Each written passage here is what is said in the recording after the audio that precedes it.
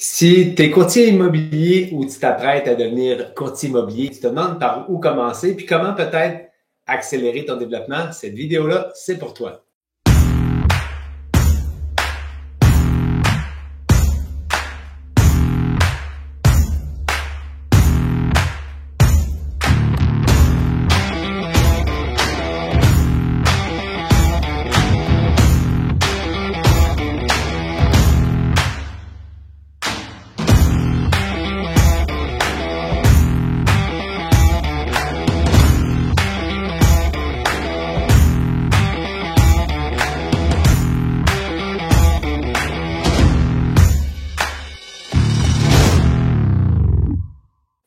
Mon nom est David Tardif, je suis fondateur de l'équipe Tardif chez Royal Lepage.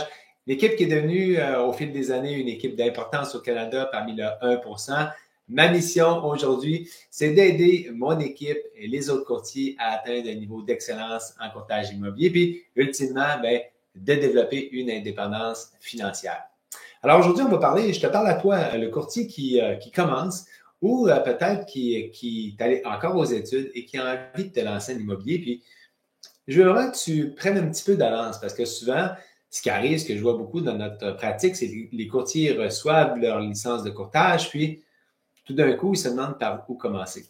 Alors que peut-être que tu aurais pu déjà préparer tout ça, puis arriver avec une longueur d'avance que tes collègues sur le terrain, puis te mettre déjà à courir alors que les autres marchent.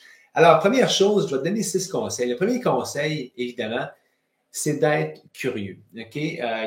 On voit vraiment dans l'industrie, en général, les gens finissent leur curriculum d'apprentissage pour la licence de courtage et après ça, ils vont essayer de mettre en pratique ce qu'ils ont appris. On le sait, à la base, ce que vous voyez sur les bancs d'école est très différent de ce qui va être mis en pratique. Il y a plein de ressources maintenant. Moi, les ressources que j'utilisais quand j'ai commencé, YouTube commençait à être populaire, donc j'utilisais. Et j'utilisais aussi beaucoup les livres. Les livres de vente, il y a des classiques qui sont encore d'actualité aujourd'hui que je vous conseille fortement et je vais faire une autre vidéo à ce sujet-là qui va vous permettre vraiment de comprendre les ouvrages qui ont été vraiment des vecteurs importants d'accélération de ma business puis qui vont vous permettre aussi d'en découvrir plus sur la vente, d'être plus performant et de comprendre aussi les interactions humaines qui nous permettent d'aider nos clients à prendre les bonnes décisions, mais aussi de se retirer souvent du phénomène de peur qui les freine à prendre une décision. Donc, d'être curieux, premier conseil vraiment d'importance. Je donne aussi comme conseil, rencontre un top courtier ou des top courtiers que tu vois en admiration et tu vas être surpris vraiment comment ces courtiers-là ont envie de partager avec toi. Vraiment d'aller de les appeler directement, ce qui est encore plus, je trouve qu'il démontre encore plus de détermination. Souvent, c'est des messages sur les médias sociaux, ce qui est correct aussi, mais vraiment d'essayer de les contacter. Je trouve que c'est une belle façon de montrer sa détermination à réussir. Et souvent, les top producers vont se reconnaître beaucoup là-dedans.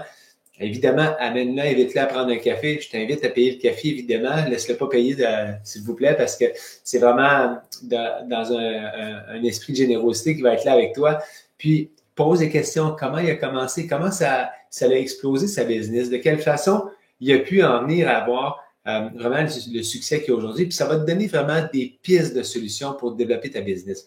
Donc, de rencontrer un producteur ou des producteurs, puis évidemment, le mentorat est ce qu'il y a de plus accélérateur dans une business. Donc, gêne-toi pas. Puis, le pire qui va arriver, c'est comme quand tu fais du cold call, c'est de te faire dire non, il n'y a rien là. OK? Deuxième chose, peut-être tu as trouvé une job d'agent interne aux ventes dans une équipe immobilière qui roule bien. Ça va tellement te permettre d'avoir des conversations efficaces, de développer l'art de la conversation avec les prospects potentiels, d'apprendre tes scripts, d'apprendre à répondre peut-être à certaines objections, à poser des questions qui sont puissantes, comprendre la dynamique qui s'installe entre un agent aux ventes puis un client acheteur ou vendeur. C'est vraiment extraordinaire. C'est un laboratoire.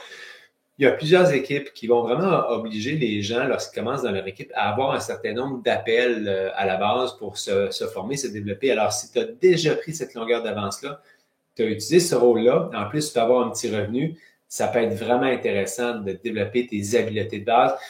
Et on est dans des marchés où, pendant le COVID, ça semblait être délaissé.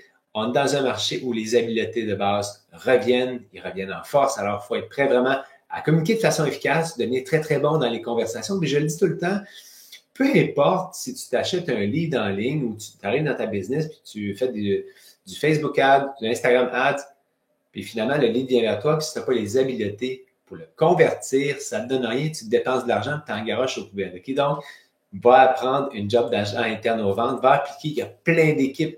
C'est une denrée super rare en passant. Donc, si tu appliques, tu appelles des équipes, je pense pas qu'il y a des équipes qui vont te dire non à ce job-là. Donc, lance-toi, puis va appliquer pour des jobs d'agent interne aux ventes. Étudier le marché, il y a des marchés dans lesquels tu veux te lancer, il y a plein de prospectus qui existent, qui vont te permettre d'avoir une connaissance un peu plus approfondie que les gens moyens qui s'intéressent un peu à l'immobilier, mais vraiment d'aller plus approfondi dans des rapports de marché. Il y a plein de publications qui se font au Québec. Il y a des sommités, il y a Royal Lepage qui font vraiment des super études de marché. Il y a Patrice Ménard dans le multilogement qui font des études de marché aussi. Il y a plein de ressources. Il y a JLR qui offre des études trimestrielles aussi. Donc, va t'éduquer, va lire, va apprendre là-dessus. Ça va te permettre d'avoir des conversations déjà avant même d'être en immobilier, des discussions intelligentes et vraiment qui ont du contenu pour démontrer que tu t'intéresses puis que tu commences à développer une expertise intéressante. Donc, va lire ces prospectus-là. Il y en a plein, évidemment, qui existent. Il y a des ressources, évidemment. Puis si tu as des questions par rapport à ça, tu peux le linker dans les commentaires. Je vais te guider vers ça. Sois présent sur les médias sociaux. On s'entend que les médias sociaux, c'est gratuit, ça ne coûte rien.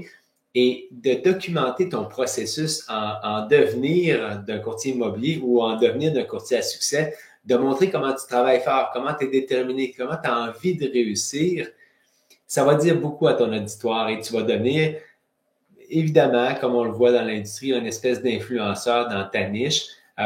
Ça devient vraiment le fun de pouvoir. Les gens aiment voir ce qui se passe dans la vie des professionnels de l'immobilier ou tout autre professionnel, les vendeurs. Les gens aiment ça voir le quotidien. Donc, de voir ton quotidien qui se développe, de voir comment tu travailles fort, ça va vraiment inspirer les gens autour de toi à te contacter puis ultimement à devenir leur référence. Donc, les médias sociaux gratuits, super puissants, bien évidemment. Et puis, dans les faits, commence à regarder pour une agence qui, il y en a plein d'agences, okay? Il y en a pour tous les goûts. On le dit tout le temps, trouve une agence qui va te ressembler, qui va te permettre de te donner l'encadrement, mais aussi la latitude de pouvoir développer ta marque, ton brand, ta niche. Le directeur est super important parce que on a beaucoup de questions en commençant. C'est pas évident, l'immobilier, c'est une tonne d'informations, d'expériences, de challenge. Donc, d'avoir quelqu'un qui est à tes côtés pour t'aider. Puis souvent, c'est en plus la chance d'avoir des mentors autour où il y a une culture d'entreprise de partage, où les gens ont envie de s'entraider, où tu peux même peut-être faire des visites libres de tes collègues, apprendre de des gens qui sont super bons au téléphone, faire du shadowing, de pouvoir aller sur des rencontres, des visites. Ça va déjà te mettre dans le bain de ce business-là, puis ça va te permettre, évidemment, de rendre tes premiers mois beaucoup plus productifs et d'accélérer ton apprentissage. Donc, je te le dis, va vraiment vers une agence qui te ressemble, qui te donne cet encadrement, mais aussi cette latitude. Alors, c'est en gros mes trucs que je voulais te donner si tu commences en immobilier. Je t'invite à commenter si tu as des questions, quoi que ce soit. Puis évidemment, on se revoit bientôt. Bye!